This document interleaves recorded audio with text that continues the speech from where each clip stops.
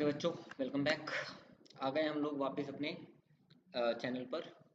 तो आज हम डिस्कस करने वाले हैं MCQs of chapter arithmetic progression.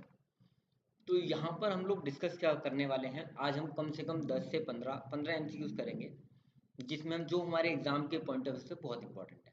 ठीक है। हेलो एवरीवन, गुड इवनिंग सबको।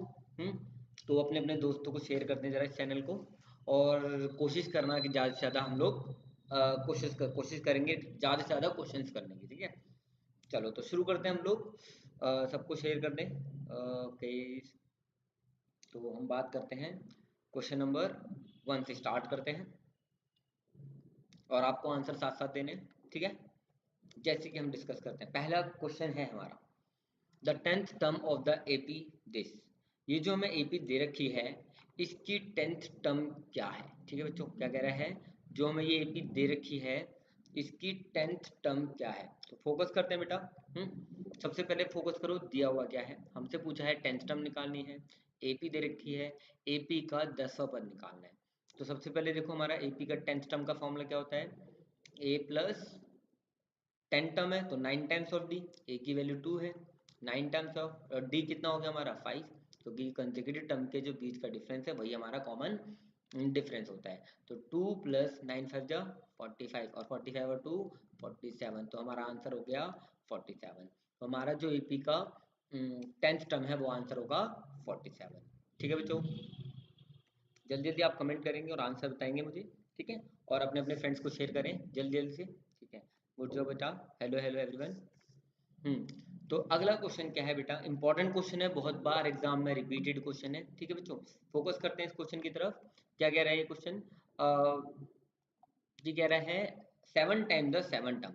अगर हम अपनी 7th टर्म को 7 टाइम्स करते हैं, यानी कि हमारी 7th टर्म है उसको 7 टाइम्स कर दिया, is equal to 11 time the 11 term, यानी जो हमारी 11th टर्म है उसको 11 टाइम्स करेंगे। जल्दी बाकी जो जो आंसर निकालते जाएं, कोशिश करें इसका आंसर कमेंट में देने की। ठीक है बच्चों, तो 7 times of a plus 6 times of d.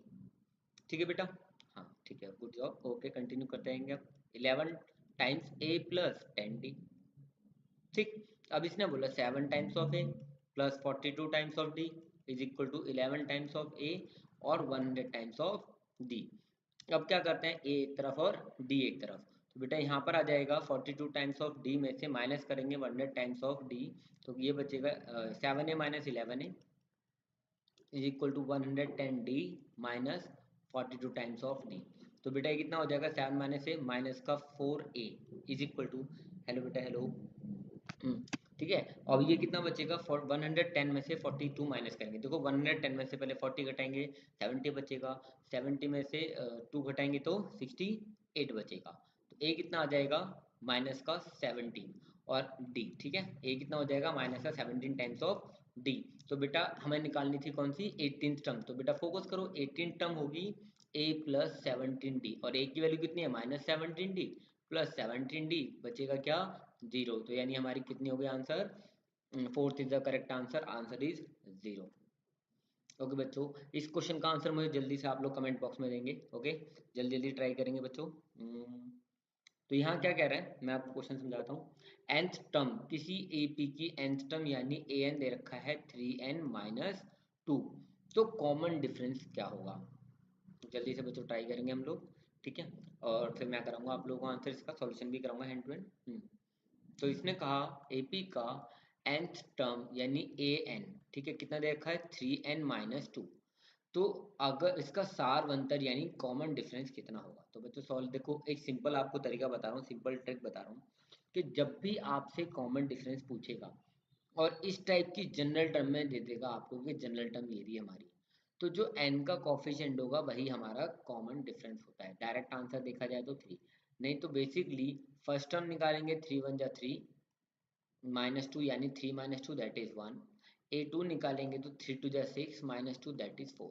तो कंसेक्यूटिव टर्म के बीच का जो डिफरेंस है वही हमारा कितना है, डी, यानी कि सारवंतर यानी कॉमन डिफरेंस कितना आ जाएगा, 3, इन दोनों के बीच का डिफरेंस।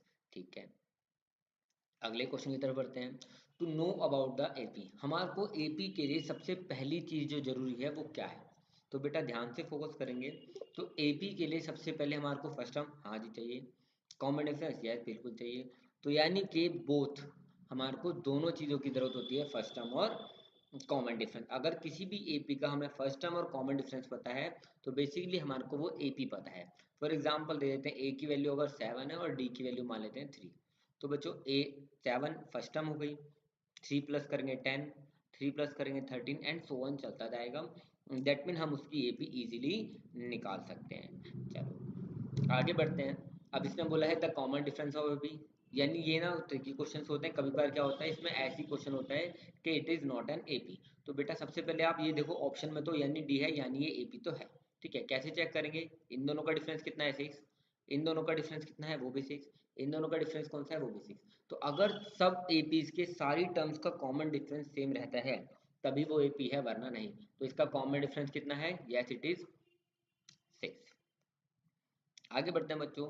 ये क्वेश्चन भी इस टाइप के क्वेश्चन बहुत रिपीट होते हैं। ठीक है, तो इसमें क्या बोला, the if the number of n-2 this and this, ये जो तीन टर्म दे रखी है n-2, 4n-1 और 5n+2, ये AP में है, यानी इट इज इन AP। तो कह रहा है find the value of n। जल्दी से ट्राई करेंगे इस क्वेश्चन को और फिर आंसर बताएंगे। इसने बोला है if the number of number, तीन नंबर दे रखे हमारे को n-2, 2n-1 और 5n+2। तो आपसे कह रहा है n की वैल्यू क्या होगी। ये तीनों टर्म्स AP में है। एक चीज बताता हूँ, अगर तीन टर्म्स A B C अगर तीनों AP में है तो बेटा एक लॉजिक होता है हमारे पास, तो इनका डिफरेंस बराबर इनकी डिफरेंस क्या होता है, तो B माइनस A बराबर C माइनस B होता है। तो B माइनस का जाएगा प्लस का हो जाएगा तो 2B is equal to A plus का हो जाएगा A प्लस C। तो हम इस लॉजिक को फॉलो करते हैं आंसर निकालते टाइम। ठीक है, तो आंसर जल्दी से कमेंट करेंगे अगर कोई ट्राई करेगा तो। ठीक है, देखो 2B is equal to A plus C follow करो और आंसर आपका आ जाएगा। ए हमारा ये होगा, बी हमारा ये होगा और सी हमारी ये टर्म होगी, यानी फर्स्ट सेकंड थर्ड टर्म हमारे को मिल गए ABC। तो इसको इसके ही अकॉर्डिंगली सॉल्व करेंगे, जो हमें दिया हुआ है ना इसके अकॉर्डिंगली, और इसको सॉल्व करोगे तो आपको आंसर मिल जाएगा। ये जो हमारे अभी सॉल्व करा ना B2B is equal to A plus C, तो इसके अकॉर्डिंगली सॉल्व करेंगे तो हमें आंसर मिल जाएगा। चलो ट्राई करते हैं बेटा हम। ठीक है, मैं लगाता हूँ फॉर्मूला, इतने आप बाकी बताएंगे। तो यहाँ पर हमारी जो ABC है इसमें 2 टाइम्स ऑफ B कर दो, यानी 8 times of n-2 is equal to इन दोनों का सम। तो 5n और n 6n हो जाएगा और 2 - 2 0 है ना, -2 + 2 करेंगे तो क्या आएगा 0। तो n वाले एक तरफ कर लेते हैं, 8n में से 6n गया तो कितना बचेगा, ये माइनस का दर के प्लस का 2 हो जाएगा। तो n की वैल्यू कितनी आ जाएगी बेटा 1, यानी n की वैल्यू है आपकी 1 इज द करेक्ट आंसर। अगले क्वेश्चन की तरफ बढ़ते हैं। ठीक है, हाँ तो इसमें क्वेश्चन में क्या कह रहा है ध्यान से देखते हैं बेटा।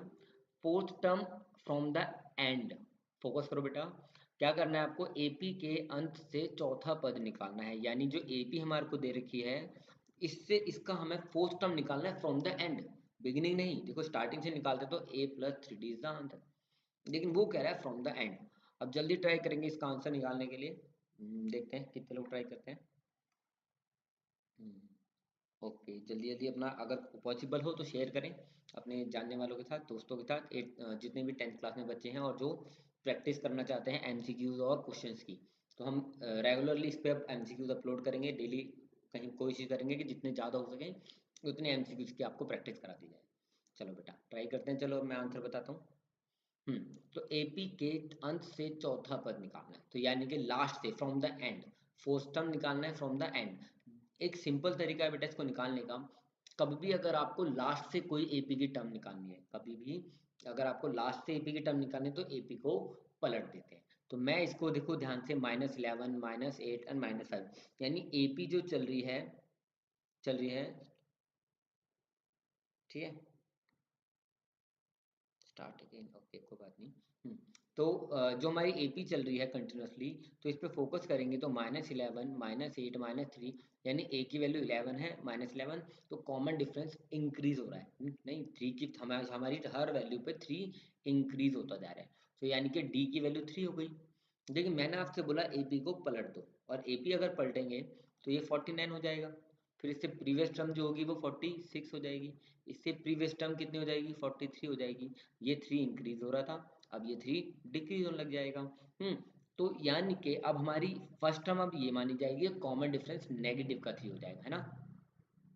ओके, तो अब इसके अकॉर्डिंगली हम सॉल्व करते हैं। देखो बेटा, तो हमारे को क्या निकालना है, फोर्थ टर्म निकालनी है फ्रॉम द एंड। वो तो डायरेक्टली आ गई थी, एक और निकालते हैं 40 आंसर आ गया था।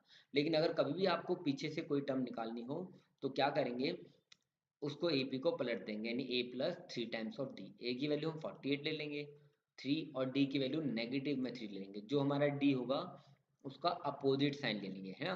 तो क्या आ जाएगा 49 माइनस 9।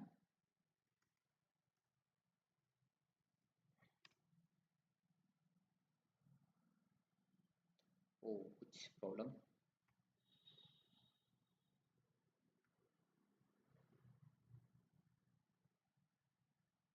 लेट्स सी, कोई नहीं, कंटिन्यू करते हैं।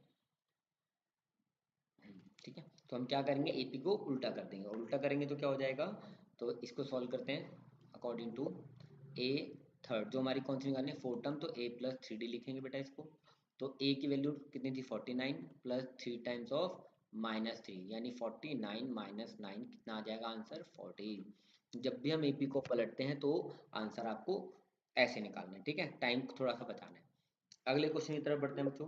अगला क्वेश्चन क्या कह रहा है, नेक्स्ट क्वेश्चन इज कि अगर आपको दे रखी है the 10th term of the AP, आपको क्या निकालना है, सिर्फ और सिर्फ 10th टर्म निकालनी है। तो 10th टर्म निकालने के लिए क्या करेंगे बेटा, जो भी आपको एपी दे रखी है, फोकस करो, ए दे रखा है आपको 5 और डी दे रखा है हमारा, डी से निकल जाए कितना हो जाएगा 3, कॉमन डिफरेंस कितना हो गया 3।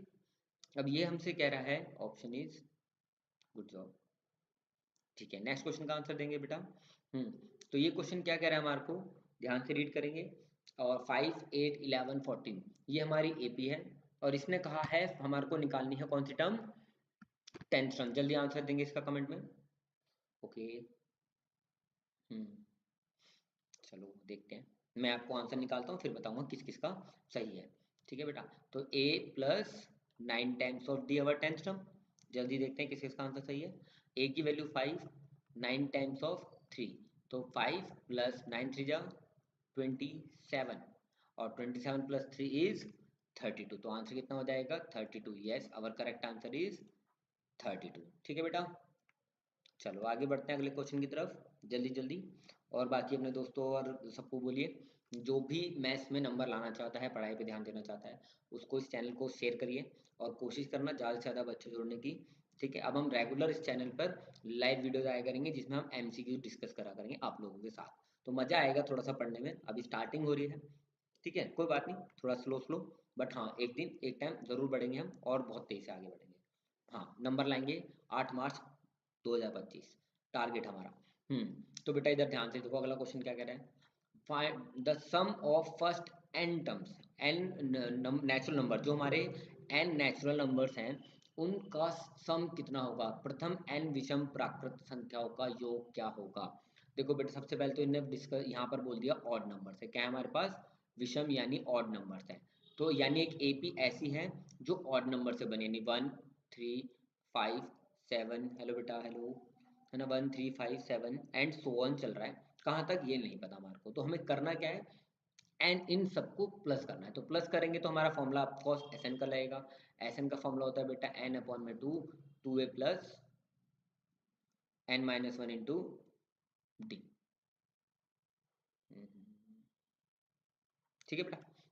तो यहाँ पर एन तो हमें पता ही है, नंबर ऑफ टर्म्स, क्योंकि ये कंटिन्यूसली चल रहा है। ओके, बट कोई बात नहीं, एरर हो रहा है कुछ, ठीक है। तो एन अपॉन में टू, ट्वाइस ऑफ ए, यानी ए जो हमारा है 1, इसका डबल करेंगे तो 2 आ जाएगा, एन माइनस वन, और डी की वैल्यू कितनी है बेटा 2, तो 2 आ जाएगा। तो एन अपॉन में 2, 2 प्लस कितना हो जाएगा 2n-2, तो 2 से 2 एलिमिनेट, तो क्या बचेगा बेटा n into 2n, 2n² upon 2, यानी कि आंसर आ गया n²।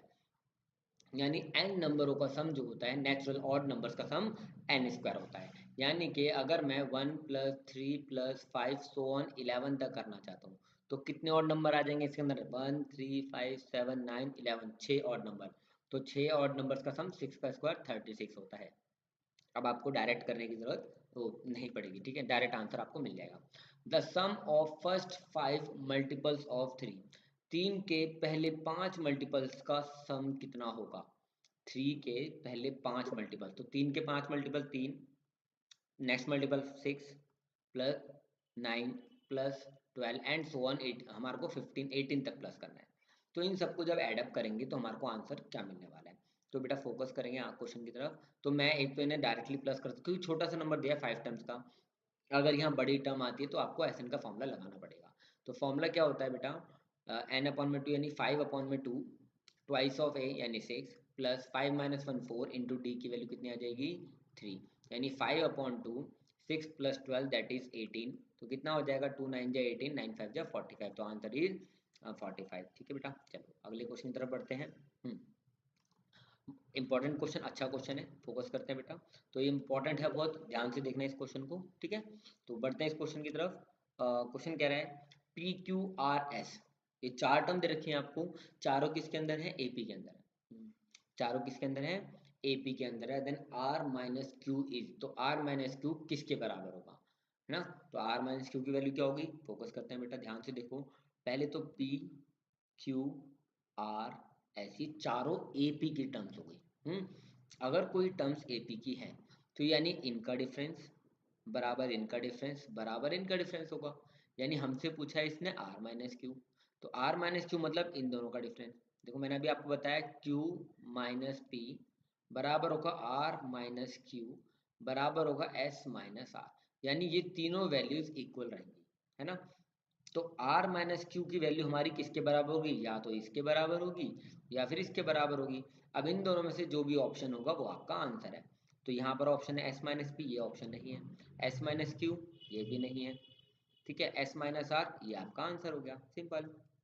नेक्स्ट क्वेश्चन तरफ बढ़ते हैं। Okay, keep going keep going. चलो नेक्स्ट क्वेश्चन क्या कह रहा है हमारा आगे।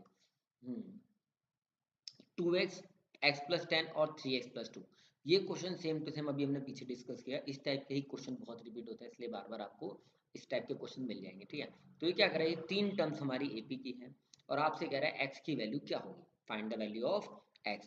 तो इसकी वैल्यू पे ध्यान देते हैं बेटा। तो इसने क्या बोला, सबसे पहले इस पे focus, 2x x plus 10 3x plus 2, ये तीनों एपी की टर्म्स हैं। तो मैंने अभी आपको ए बी और सी लेके बताया था कि जब ऐसा होगा तो हम twice of b is equal to a plus c ले लेंगे, है ना। तो ट्वाइस ऑफ बी यानी मिडिल टर्म का डबल करेंगे, तो कितना हो जाएगा 2x plus 20 is equal to a plus c, यानी इन दोनों टर्म्स को हम एड अप कर देंगे। तो 3x और 2x कितना हो जाएगा 5x और प्लस 2 एज इट इज, ठीक है। तो x वाले वेरिएबल एक तरफ करता है और विदाउट x वाले एक तरफ। तो 20 - 2 इज इक्वल टू 3x हो जाएगा, क्योंकि 5x में से क्या माइनस करेंगे हम 2x। तो 18 और ये 3 कहाँ आ जाएगा अपॉन में, यानी कितना हो जाएगा 6 3 6 या 18। तो x की वैल्यू कितनी आ गई बच्चों 3, ठीक है। शायद ऑप्शन में एरर हो गया, oh sorry, option is 6, the answer is 6, ठीक है। कोई नहीं, हो जाता है। अगले क्वेश्चन तरफ बढ़ते हैं। हाँ, तो ये इंपॉर्टेंट क्वेश्चन, हर क्वेश्चन इंपॉर्टेंट है। क्वेश्चन में जितने ज़्यादा क्वेश्चन करोगे आप एग्जाम में, जितने ज़्यादा क्वेश्चन की प्रैक्टिस करके जाओगे आपके लिए उतना ज़्यादा अच्छा होता है, ठीक है ना। तो बस जितना हो सके उतने ज़्यादा क्वेश्चन डेली, कम से कम कम से कम आपको 30 क्वेश्चन का टारगेट बनाते हैं। 30 से 40 क्वेश्चन आप डेली करेंगे, ठीक है। 15 एमसीक्यूज और 15 क्वेश्चन, तो आपके लिए भी बहुत क्वेश्चन की प्रैक्टिस हो जाएगी। अभी भी स्टार्ट करेंगे तो बहुत कुछ हो जाएगा, ठीक है। तो कह रहा है फिर से वही क्वेश्चन है बेटा, 10th term from the end, मतलब लास्ट से आपको 10th टर्म निकालनी, क्या निकालनी है इस क्वेश्चन में भी, लास्ट से आपको कौन सी टर्म निकालनी है 10th टर्म। ये एंड वर्ड पे फोकस करना बेटा, और जब एंड वर्ड लिखा होगा तो मैंने आपको क्या बताया, एपी को पलट देना, यानी कि माइनस का 1000 हो जाएगा, है ना। और माइनस 1000 से पहले ध्यान से देखे तो ये एपी क्या हो रहा है 5 5 5 कम होती जा रही है, तो ये क्या हो जाएगा 5 बढ़ जाएगा, यानी माइनस का 995, ठीक है। ऐसी सोन माइनस का 990, ऐसे ही चलता रहेगा। तो मेरे को 10th टर्म निकालनी है, तो 10th टर्म क्या होगी a plus 9 times of d, ठीक है। a की वैल्यू माइनस का 1000 और प्लस 9 टाइम्स। अब यहाँ पर देखो d क्या था, पहले ap डिक्रीज हो रही थी, नेगेटिव वैल्यू को बढ़ने का मतलब वैल्यू का कम होना, लेकिन हम क्या कह रहे हैं अब हम उल्टा करें ap को, तो जो नेगेटिव d था अब क्या हो जाएगा पॉजिटिव का d, यानी कि 9 d की वैल्यू 5, तो माइनस का 1000 प्लस 45, आंसर इज क्या आ जाएगा, तो माइनस 1000 में से अगर प्लस 45 कर देंगे तो आंसर क्या बचेगा, माइनस का 990 955, तो आंसर इज माइनस का 955, योर आंसर इज करेक्ट, ठीक है। तो अगले क्वेश्चन की तरफ बढ़ते हैं बेटा। The first find the sum of first 16 terms of the AP. AP की पहली 16 टर्म का सम निकालना है। तो एन का फॉर्मूला, एस एन का फॉर्मूला क्या होता है बच्चों? एन अपॉन में two a plus n minus one into d. ठीक है, तो क्या आ जाएगा यहाँ पर? एन की वैल्यू कितनी है? 16 अपॉन में टू ए का डबल यानी 10 टू ज 20, एन माइनस वन 16 टर्म निकालना तो 15 टाइम्स ऑफ, और डी की वैल्यू कितनी हमारी? दैट इज माइनस का 4, क्योंकि कॉमन डिफरेंस 10, ये 6 में से 10 माइनस करेंगे तो माइनस का 4, तो ये आ जाएगा 6 टू 8 जा 16, 20 प्लस ये प्लस माइनस माइनस 15 4 जा 60, कितना बचेगा? 8 टाइम्स ऑफ माइनस का 40, यानी कि माइनस का 320 is the correct answer. The answer is minus 320। बाकी आप सॉल्व कर रहे हैं, उम्मीद कर रहा हूँ मैं। ठीक है, नेक्स्ट क्वेश्चन की तरफ पढ़ते हैं। इसने बोला है find the sum of 12th term of the AP whose nth term is this. यानी आपको क्या करना है, जो भी आपको एपी दे रखी है इसकी 12 टर्म्स का सम निकालना है, sum of 12 terms of the AP. अगर nth टर्म दे रखी है तो बेटा जब आपको an दे रखा है, ठीक है, अगर मुझे an दे रखा है 3n प्लस 4, तो a की वैल्यू कितनी हो जाएगी? a1 मतलब n की वैल्यू 1 पुट कर देंगे, तो 3 1 जा 3 प्लस 4 दैट इज 7। और मैंने आपको बताया था कॉमन डिफरेंस क्या होता है, जो भी n का कॉफिशिएंट है वही हमारा कॉमन डिफरेंस है। तो d की वैल्यू कितनी आ गई? 3। अब हमसे कह रहा है सम ऑफ 12 टर्म निकालना है, तो एस सम 12, एस 12 क्या होगा हमारा? 12 अपॉन में 2। ठीक है, या तो a प्लस ए एन वाला फॉर्मूला भी लगा सकते हैं। तो a की वैल्यू तो हमारी कितनी थी? 7 निकाली थी हमने। अब 12th टर्म क्या होगी? यहाँ पर n की वैल्यू 12 पुट कर देंगे, 12 3 जा 36 प्लस 4 यानी कि 40। तो हम डायरेक्ट ये वाला फॉर्मूला भी लगा सकते हैं, या फिर n अपॉन में two a plus n minus one into d भी लगा सकते हैं। तो यहाँ क्या हो जाएगा? 6 टाइम्स ऑफ a की वैल्यू हमारी आई थी 7 प्लस 12 ए एन हमारा आया था 40, कितना हो जाएगा? 6 7 42 प्लस 240 कितना आ जाएगा? 282 इज द करेक्ट आंसर। ठीक है बच्चों, तो आंसर इज 282। चलो नेक्स्ट क्वेश्चन की तरफ लेते हैं हम लोग। हाँ, the sum of odd integer between 2 to 100 divisible of 3, इस पे फोकस करेंगे बेटा, दो से लेकर क्वेश्चन को। ठीक है, आज का लास्ट क्वेश्चन देखते हैं, वॉइस को देखेंगे हम फिर कुछ ना कुछ अगली बार से। तो इसने बोला है ऑड इंटीजर बिटवीन 2 एंड 100, तो 2 से लेकर 100 तक में ऑड इंटीजर्स जो 3 के मल्टीपल्स हैं। ओके, तो 3 के बाद आएगा 6 नहीं आएगा, वो पहले मिस्टेक 3, क्योंकि ऑड नंबर्स की बात हो रही है, वो थोड़ा सा मिसरीड हो गया था। 3 के साथ क्या आएगा? फिर 9 आएगा, 9 के बाद 15 आएगा। ठीक है, क्योंकि ऑड नंबर चाहिए, खाली इवन नंबर्स को नहीं ले सकते हैं। लास्ट में 99 आएगा। ठीक है, तो यहाँ पर हमारे पास ए एन हो गया 99, a plus n minus one into d की वैल्यू कितनी हो जाएगी अब? 6, क्योंकि कंसेक्यूटिव टर्म के बीच का जो डिफरेंस है वो है 6। तो कितना हो जाएगा? 33 99 is equal to 3 plus 6 n minus 6। तो ये 3 माइनस 6 माइनस का 3 बचेगा, इधर आके प्लस का, तो कितना हो जाएगा? 102 इज इक्वल टू 6 एन। तो एन की वैल्यू कितनी हो जाएगी? एन हो गया हमारा 17। There are 17 terms between them, तो एस एन निकालना हमारे को। एस 17 कितना होगा?